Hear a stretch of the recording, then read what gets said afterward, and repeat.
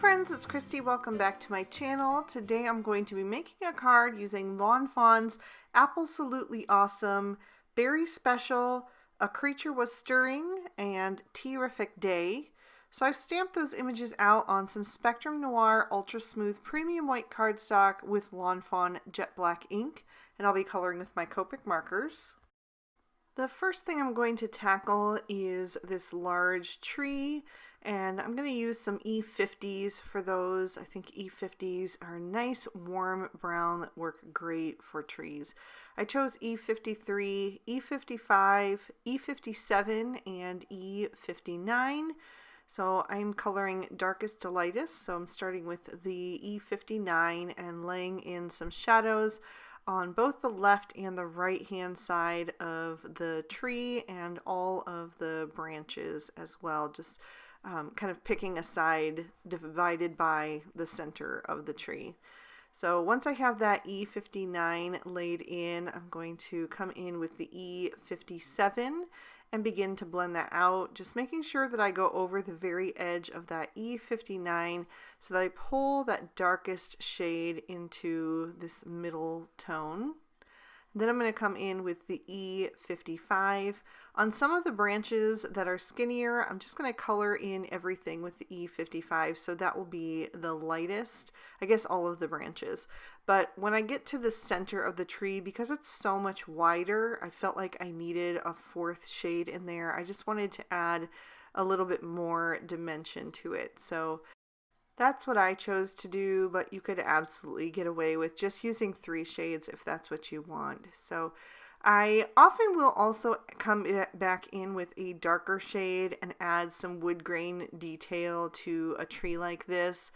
I didn't do it for today's video. I just wanted to show you guys a different option that you can just leave it blank, but I do think it is fun to add in the details with just the little lines and swirls and things, but it stands alone on its own very nicely too. I'm also going to color in this tree stump from Terrific Day. This is where my little mice are going to be setting up shop and selling their wares.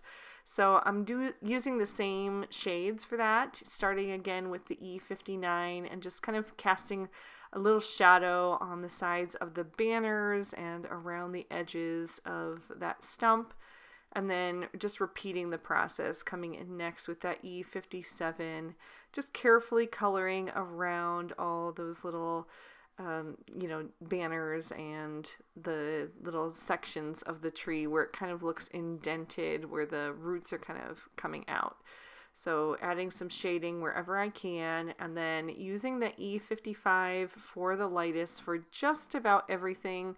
I think the only places that I left room for the E53 was just on that little swirl area and then one other area over on the left, just to have some balance there. I wanted a little lighter section. Then I'm going to come in with the E53 for the cut part of the stump. That's going to be my darkest, and I'll come back to finish that in a little bit. But while I had these specific colors out, I also wanted to do the apple barrel in wood. You could also do it in like a painted wood if you wanted to. You could do it in white or a dark green, but I decided to just keep it simple and go with the traditional brown barrel for this one.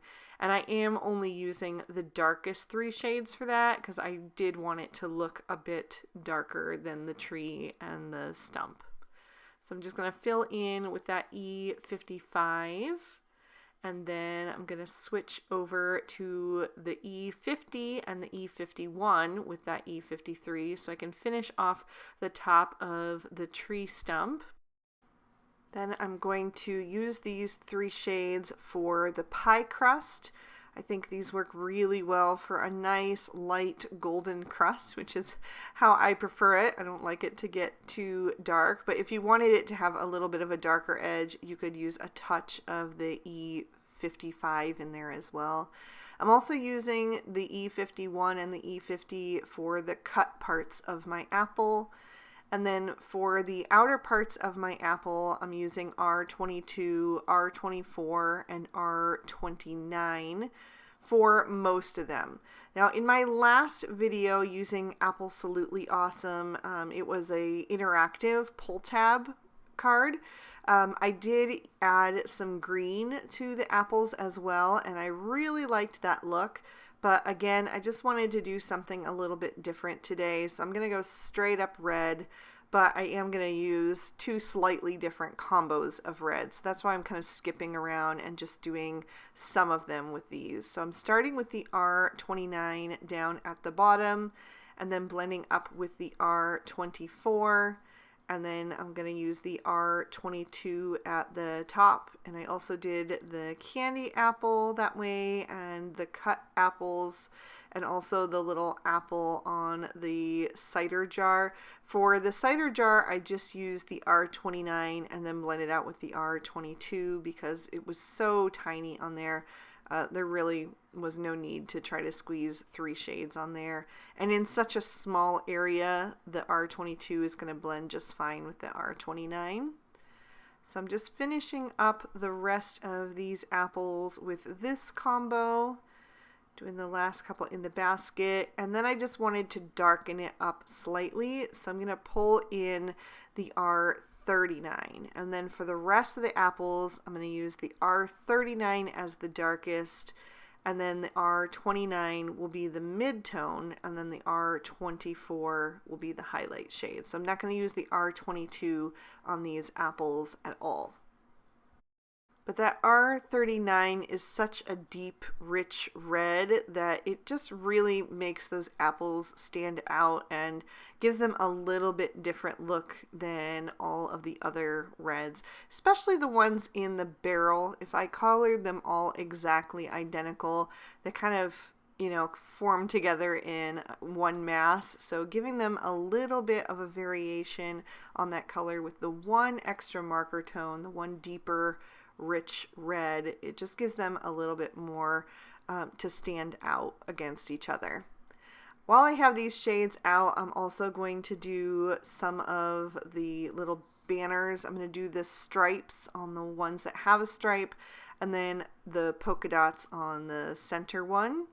And I just used the R39 and the R29 for the polka dots, but I did add in the R24 for the stripes. Then I'm going to switch up to some green shades, and I'm going to use 3 different combos of green. I did that on the other Apple-solutely Awesome card that I've done, and I really liked how the tree turned out with the 3 different tones of leaves. So I decided to do that again today. I think I'm using some different combos than I did on that one. I didn't go back and check, but if I remember right, they're going to be slightly different. So for this combo, I'm using YG21, YG23, and YG25. These are really warm greens with a lot of yellow tone in them. So they're just really fresh and bright. And I'm just starting at the bottom of each leaf where it's closest to the tree with the darkest shade, which is the YG25 in this combo, and then blending out toward the tip with the mid-tone, the YG23, and then the YG21 is what I put on the tip of the leaf, which is closest to the sun, so it just makes the most sense. And then I'm also going to do the banner in the center with this lightest green combo. And then I'm going to switch up to YG05, YG07, and YG09.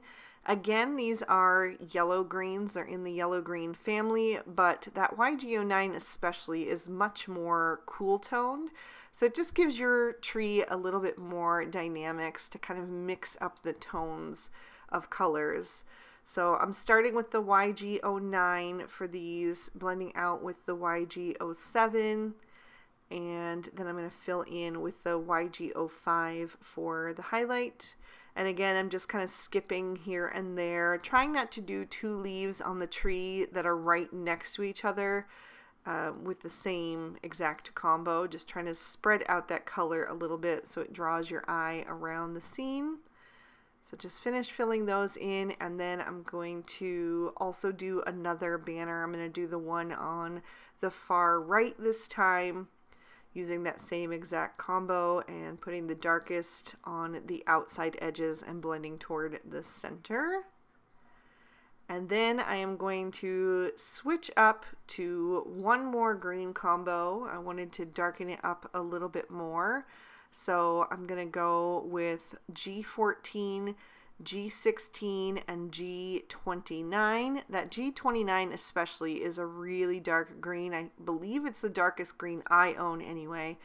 And so it's just going to really add a nice bit of shadow to these final leaves.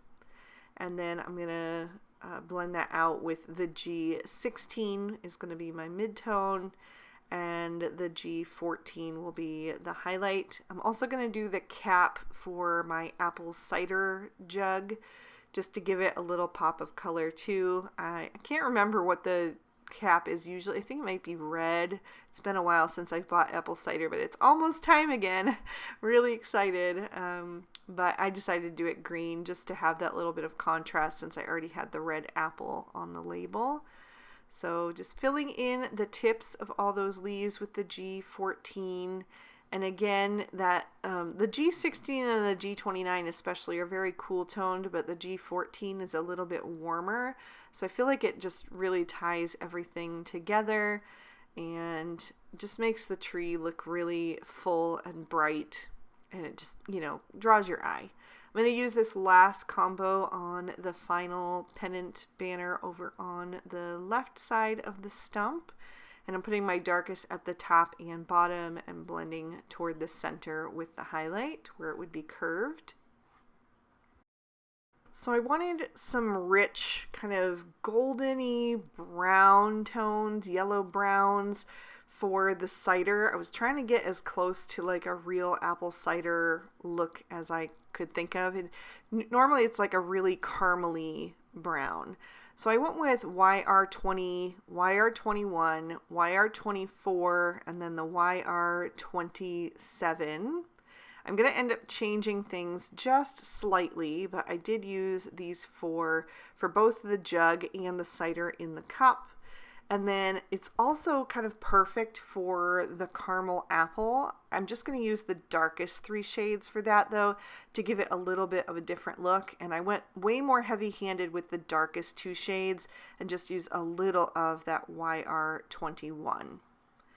Then I wanted to do something different for the overalls and the apron for the mice. So instead of doing them as like blue jeans like I usually do, I decided to do it like a Carhartt fabric. If you guys are familiar with the Carhartt brand, it's kind of like this caramely brown tone. And it's, you know, a lot of like construction workers or hunters, people who work in the cooler months or who are out in the elements in the cooler months often wear it.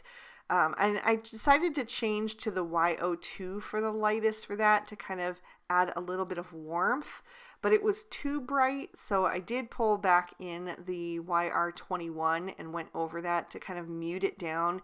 And I really liked how that looked, so I decided to add just a touch of the YO2 into the cider as well. Next, I'm going to do my mice, and I kind of held off on them from the beginning because I wasn't sure. I wanted to maybe mix up the color that I've been doing lately, but in the end, I just felt like it was kind of perfect for this color palette. It's just a new combo for me for mice, and I really like how it's been looking. It's W00, E70, and E71. And I did this on my last Apple-solutely Awesome card too, and I believe something else I've recently used it on.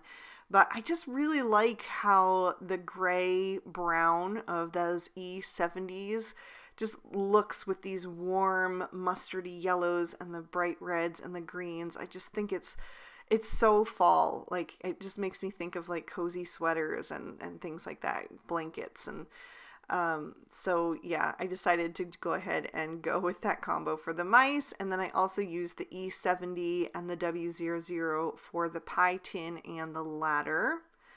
And then I'm going to bring in R11 and R20 to color in my mice's noses and the insides of their ears, and also give them some rosy cheeks. And then I'm going to take BG10 just to add a little bit of a glass color to the cider glass. And then I'm going to trim these images out with their matching dies. For the background, I'm taking a piece of Bristol Smooth Surface cardstock and the Lawn Fawn Cloudy stencil with some Salvage Patina Distress Oxide ink, and I'm going to blend on a sky with a little cloudy backdrop. So I'm just starting at the top of the panel and working my way down, adding that color right as I leave the edge of the stencil, so it'll be nice and dark there to give me a nice outline, and then letting up on the pressure as I go up so it gives it more of a hazy look. And then I just keep turning that stencil to get a different cloud formation as I move down that panel. I'm only going to do 3 because I only need that many on the card, and then I just added a little color down at the bottom. And then I am also going to do some splatter detail. So I will press the ink onto an acrylic block, add some water to make it a bit more fluid, and then pick that up with a thin paintbrush and tap it off the edge of the block so I get really nice small dots. And then I will set this panel aside to dry. In the meantime, I've die cut another piece of Bristol with the Meadow Backdrop Portrait, and I'm going to take some small post-it notes. I'm going to tear that one in half actually, and just mask off the outside edge where the grass stops so that I don't get any ink on that kind of frame part. I want to keep that white. And then I'm going to bring in some more Distress Oxide. The first shade I'm using is Twisted Citron. I do have to be careful with this because those little delicate pieces, the grasses, but also like the taller pieces that stick up, are really easy to bend. So when I get to those, I kind of pounce the color on instead of swirling it.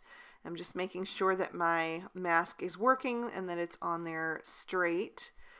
So I can continue with that. And then at the bottom, I wanted to darken it up a bit. So I'm going to bring in some mowed lawn and just take that up right over some of that Twisted Citron so it gets nice and rich with color. And then I'll go back to the Twisted Citron blending tool to smooth out the transition between those two shades. And then to darken it up even further at the bottom, I'm going to bring in pine needles. I thought it was fun to use the 3 shades of green Distress Oxide ink to kind of mimic the 3 shades of green that I used on the leaves of my apple tree. So I just went back to my other blending tools to make sure the transition was nice and smooth, added a little bit more of that darkest green. And then I'm also going to do some splatter on this panel as well. So for the top part, I'm just going to set a paper towel over it so I don't get any splatters on that frame. And then I'm going to just press the darkest and lightest inks onto the block. So it's the Twisted Citron and the pine needles. And I really like how the lightest color kind of looks on the darker green, and then I like how the darker green looks on the lighter colors. So that's why I used both, and I'm going to splatter that all over the grass as well, just to give that some little flecks, which gives it some interest. And then I can peel off those masks and set this panel aside to dry as well. So once it has, I have added some foam tape all over the back of that. I just cut down some thin strips for the frame part and then use the full side pieces for the bottom area. So I'm just going to peel off those release papers, and then I'm going to line that up over the background panel. And I will make sure that it is on there nice and straight so everything lines up really well, and then press that down into place. Then I'm going to take that leftover piece of Bristol, which is the negative of the Meadow Backdrop Portrait. You can kind of see that grass at the top there, but I'm just going to stamp a sentiment down at the bottom of this. I'm using I Pick You from the Berry Special stamp set. Stamp that down with VersaFine Onyx Black ink. And then I'm going to pop my card base in my MISTI. I'm using some sticky note cardstock and sunflower ink. and I am going to stamp the little mouse that's eating the apple from Apple-solutely Awesome, and the sentiment is from that set as well, which says, "You're Apple-solutely Awesome." And I stamped it all the way down at the bottom of the inside of the card just for something different for today. I usually do it in the center, so just wanted to mix it up. Then I'm going to start putting this card together. So I'm going to add some glue to the back of my focal panel and then line that up on the card front, making sure it's straight on there. Press that down, and I'm going to bring in my images next. I almost always start with my largest image first, and then I can kind of build the scene around it. So in this case, it's that apple tree. I've added a whole bunch of foam tape to the top part of the tree. The bottom is going to be supported by that grass that has the foam tape behind it, but I wanted the top of the tree to be on the same level. So I just cut that all down and added it behind all the little leaves. And I'm going to add that over on the left-hand side of the card. I've also added a tiny bit of foam tape to the top of the ladder for the same reason. That part is just above that grassy border. And then I'm going to add one of the mice, the boy mouse, excuse me, on the ladder. So to make it easy, I just added a piece of foam tape between the ladder and the tree, and then liquid glue to the back of the mouse, so he will be fully supported as well. Then I'm going to start with my next largest image, which is going to be down toward the bottom of the scene, and that is this big stump with the banners on it. Really fun, and I'm placing that down toward the bottom right, so it just adds a bit of balance. It's about as wide as the top of the tree, so it's just kind of anchoring the scene down below. I'm going to add my girl mouse up above, kind of between the tree and the stump, and then on that stump I'm going to place all their little goodies that are for sale. I'll have the cider and the caramel apple. I'll also place the glass of cider, and then in the front, in front of the cider, I'm going to add the apple pie. So just kind of creating a little diamond shape almost there. And then I'm going to do the barrel of apples off to the left on the bottom to kind of fill in that empty space. And then I've got a whole bunch of apples here, so I'm going to place them all over the scene here. I'm doing one of the whole ones over in the bottom right, and then I put a cut apple kind of overlapping that. I'll put one of the apple slices in the girl mouse's hand, so she's kind of offering him a snack and telling him to come down and take a little break. And then I'll have some more apples around the barrel. And the boy mouse is going to be holding an apple that he has just picked from the tree. And then that final apple slice I'm going to place between the pie and the glass of cider, kind of over on the right hand side. So next I'm going to take the sentiment, and then I've die cut with the smallest of the everyday sentiment banners, and then added a little bit of foam tape to the back, and I'm going to place that in the top right of the card. And then I just wanted to add a bit of glitter, so I'm going to take my favorite Stardust Stickles and just add it to all of the apples, kind of down toward the bottom part of it where the darkest shadow is. And I'm even going to place it on the cut apple and the apple slices and the apples in the barrel, just all of the apples, so they'll all have just a little bit of shine to them. And I almost forgot one of the apples in the tree, but luckily I saw it at the last second, so that one got the same treatment. And that is going to finish up this card, so I'll lift that up to the light so you can see all of that sparkle and shine, and give you another peek at the inside. I really, really love this set and just can't stop playing with it. I think it's just so adorable. If you enjoyed it too, please be sure to hit that like button and subscribe. Ring that notification bell so you never miss a video. All of the products I use will be listed and linked for you in the description bar below. And if you'd like to keep watching, here are 2 extra fall cards I thought you might enjoy. You can click on either one to check them out. Thank you so much for spending your time with me today. I hope you had a good time, and I'll see you soon in another video. Bye-bye.